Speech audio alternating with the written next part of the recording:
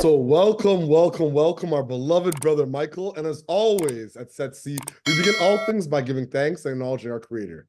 We acknowledge all the original stewards of the various lands we're on. We acknowledge all our ancestors, all those who toiled without compassion or compensation. We acknowledge all our elders and community stalwarts whose shoulders we stand on as we build, share, and learn together for our collective liberation and sovereignty. So Michael, can you please introduce yourself to our listeners and viewers and share a bit about your remarkable work? Please, thank you very much for having me today, Victor. It's a great pleasure to be here. My name is Michael Assiamah. I'm the CEO and founder of Support and Growth. A big part of the work that I've been doing is with regards to mental health work. I've worked in various capacities at different levels in different organizations, really looking at the delivery of mental health and the well-being of individuals within our community.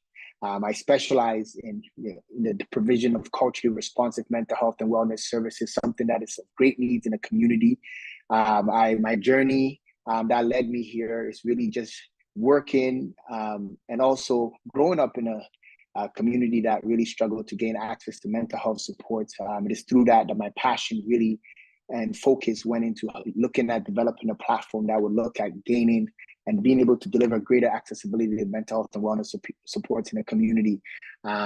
Previous to being full-time with my organization, which is Support and Growth, I was working in various levels in the education system, recently leaving as the Chief of Mental Health in the Halton Catholic District School Board, where a lot of my experiences were able to look at strategy development, really looking at working during a very difficult time, COVID, and then being able to transfer some of those high-level delivery skills to our current practice that we have here, our company that specializes in delivering mental health and wellness support. We're the first Black EAP company in Canada, first Black-led EAP company. So the work that we do is very specialized, and it looks at prioritizing the needs of our community that for a long time has not been able to access services that allow them to feel seen, heard, and just even be able to access the services without, from an affordability standpoint. We do a great job at really looking and partnering up with other organizations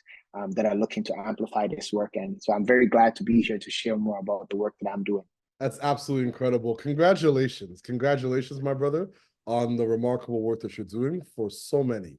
So my next question, what's inspiring you right now about your work? What has you curious, or what's keeping you up at nights? What's inspiring me is really as much work that is being done in the community right now. When you look at the delivery of mental health services, there's still a long way to go. The wait lists continue to be very long. Affordability continues to be something that is still very privileged to be able to gain access to mental health services. And so those are things that are keeping me up, looking at ways where we could deliver services, quality, comprehensive mental health services, and do it in an affordable way so that everybody can gain access to it.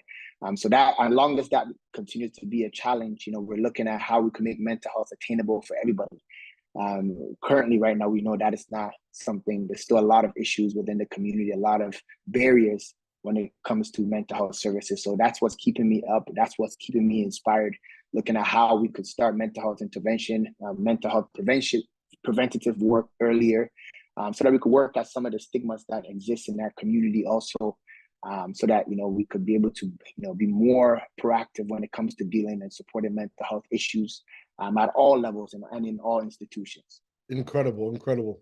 So my next question, what challenges and barriers do you face in your work, and what are some of the approaches you and your colleagues are taking to overcome some of these challenges and barriers?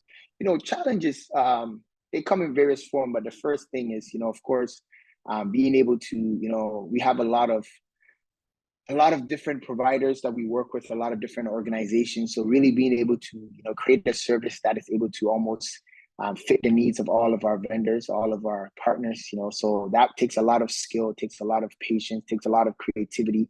That's the innovative part of the work, looking at being able to look at needs and come up with creative strategies. So as much as those are challenges, those are also areas of strength for us as an organization that we use to further always recreate ourselves and find ways to kind of improve our services. So I think that has been a big challenge, because everybody that we work with is different, has different levels of capacity. So, and we know funding issues are a big issue within our community. So we're trying to deliver the best quality service sometimes with limited funding. So a challenge is just trying to find a way to stretch our work so that, each and every person that we work with, the work is not abandoned halfway through. And so sometimes that's what happens because of funding issues, and these are very real issues when you are on the service provider sector side of things, right? So it's just finding ways to, continue to be able to deliver the work continuously so that we're not a pop-up program. A lot of services that happen, especially in our communities, they show up as a pop-up, and then, tomorrow the sessions are gone, and then you still have clients calling. So trying to create something that is sustainable so that, something that's important as mental health services doesn't just appear as a pop-up during Black History Month or during Mental Health Awareness Month or Bell Let's Talk Month, something that is sustainable. That's the biggest challenge. That's a bigger challenge. And working, to meet the increasing demands for mental health issues. So it's become a big, big, big challenge that we're working very closely with all our, community partners, and always develop a new relationship that allow us to, once again, be able to meet the needs, and so that, our high priority clients, clients that need ongoing support, they're both equally supported in the most optimal way possible. Incredible. So do you have a set of key priorities right now in your work? I know that you spoke of some of them, but are there some key priorities that you'd like to share or amplify to our community of practice? A key priority right now is looking at how we could create greater accessibility. There's a lot of barriers when it comes to accessing mental health support, from cost, affordability, just the ease of use of systems, being able to find the right therapist. A lot of our communities moving to more remote areas, and that becomes a challenge to be able to find quality, comprehensive care. So for us, a big priority is just accessibility. How do we continue to work so that we could continue to also not only move and grow with our clients, but we could follow them on their journey. So that's a huge priority that's keeping us up. And then the sustainability, finding resources to allow for our programs to be sustainable so that individuals are able to get the support, not when they're in crisis, meaning that they have to go to an emergency room or seek, crisis counseling, but early preventative services so that this becomes something that is available for all individuals at an earlier stage of their life. That's incredible. That's incredible. So how do you feel about the future of mental health services in the Black community in Canada? Are you pessimistic? Are you optimistic? Are you hopeful? I'm very hopeful. I'm very optimistic. I think right now one of the most popular programs that we're seeing, a new trend is, a lot of, racialized professionals, Black professionals, or students coming up are going into mental health work. I'm seeing a lot of it, being in the industry, I'm seeing a huge trend of people choosing mental health as a career. So I'm very hopeful that the next generation is going to be filled with a lot more professionals than they are now. And I'm hoping that with that increase in service providers, we're able to provide greater accessibility for our growing need. As you know, Canada's Black population, we're very young. So we have a huge growth ahead of us. And so I'm hoping that the next generation, then more people choosing this path as a career. And not to say other professions are not important, but we know that mental health, some would say that mental health is bigger than cancer right now. So there's a huge priority on all of us, right, to look at how we could work and provide the necessary capacity that is there to do the work. So I'm very, very hopeful because I know a lot of individuals are reaching out to me just for mentorship, just telling me about how inspired they are to pursue a career. This is totally different because, when I was coming up in high school, that wasn't even something I was spoken of, going into social work, going into psychotherapy, being a psychologist, it wasn't a priority. But now I think more and more we're getting, there's a lot, we're normalizing it, which is great. Incredible, incredible.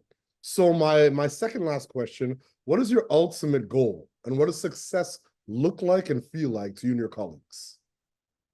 My ultimate goal, I grew up at a time where if you mentioned that you were doing therapy, individuals will look at you differently. And it was not necessarily from a place of strength, but rather weakness.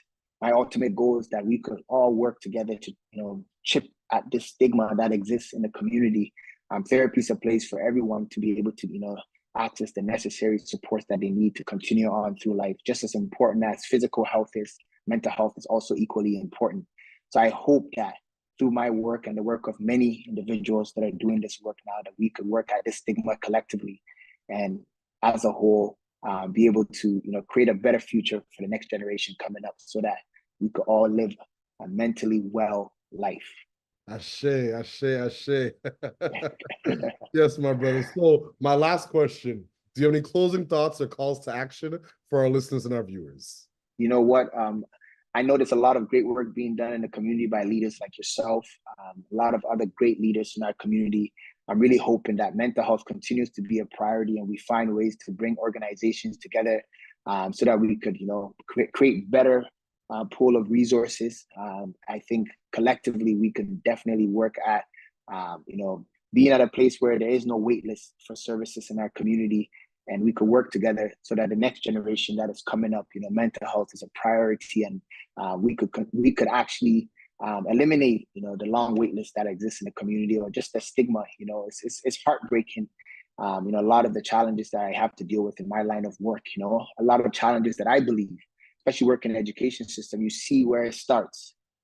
I hope that we could work together so that the early intervention could be a huge priority, and early prevention, and so that mental health is a topic that all homes, all institutions are talking about collectively. Shouldn't be one, talking about it, but we all have a consistent message around the priority, and so that this next generation coming up, they could be very much well and stable. Because we lose a lot of talent to mental health, a lot of talent, if you look at just the statistics, how much individuals, in Canada, disability, all these different things, right? I think we could work together to lower this, the statistics around how much individuals are on mental health, are on disability because of mental health, by providing more resources earlier and helping individuals, live a more fulfilling and complete life. I think that's something that I hope that we could all work towards. Merci, Papa. Thank you so much for your incredible leadership, wisdom, all the actionable insights, and the work that you're doing on the ground for so many around mental health and mental well-being across Canada. I so appreciate your consistent leadership, diligence, and solidarity, my brother. And as always at SETC, we close the way we began, by giving thanks to our Creator, by acknowledging the original stewards of the various lands we're on. We acknowledge all our ancestors, all those who toiled without compassion or compensation. We acknowledge all our elders and community stalwarts whose shoulders we stand on as we build, share, and learn together for our collective liberation and sovereignty. Thank you so much, my brother. I so appreciate you.